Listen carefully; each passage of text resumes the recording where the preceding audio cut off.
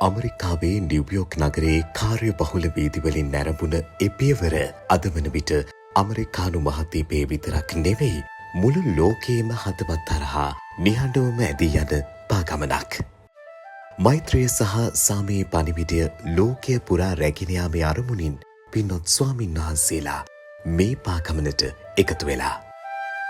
ලෝකය පුරාම යුදගිනි ඇවිලෙන කාලවකවානුවක ඒ යුද්ධ සියල්ල තුළින් සාමය සොයාගත හැකි බවත් සාමය ආරම්භ වන්නේ ඔබේ පළමු පියවරෙන් යන බවත් සිහිපත් කරමින් මේ පින්වත් ස්වාමීන් වහන්සේලා දින ගණනාවක් තිස්සේ මේ විදිහට පාගමනින් වැඩම කරනවා.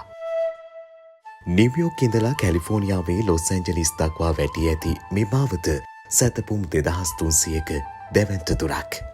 දවසකට සැතපුම් 15ක් 20ක් අතර දුරක් ගෙවා තබමින් මේ ස්වාමීන් වහන්සේලා ඉතාමත්ම වෙහෙස මහන්සි වෙලයි මේ පාගමනේ නිරත වෙන්නේ. සමහර වෙලාවට අධික සීතල දේශගුණික විපර්යාස මේ සියල්ලටම මුහුණ දෙන්නට මේ ස්වාමීන් වහන්සේලාට සිද්ධ වෙනවා.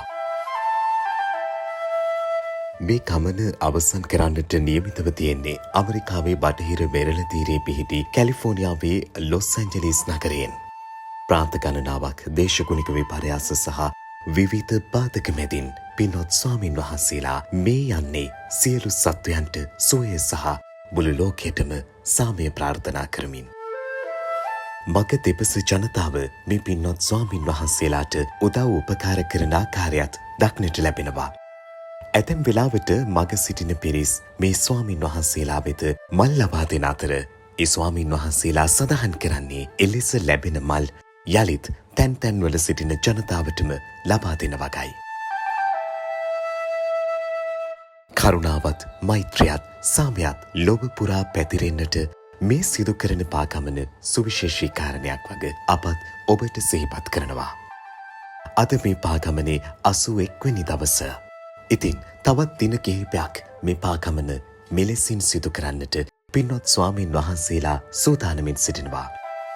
මුළු ලෝකයේම අවධානය මේ වෙන විට යොමු වෙච්ච මේ පාගමන ලෝකයටම කියා දෙන පාඩමත් එක්ක මේ පින්වත් ස්වාමීන් වහන්සේලා යන අභියෝගාත්මක දුෂ්කර ගමන සුවසේම සිදු කරන්නට හැකි වේවායි අපිට ප්‍රාර්ථනා කර සිටිනවා.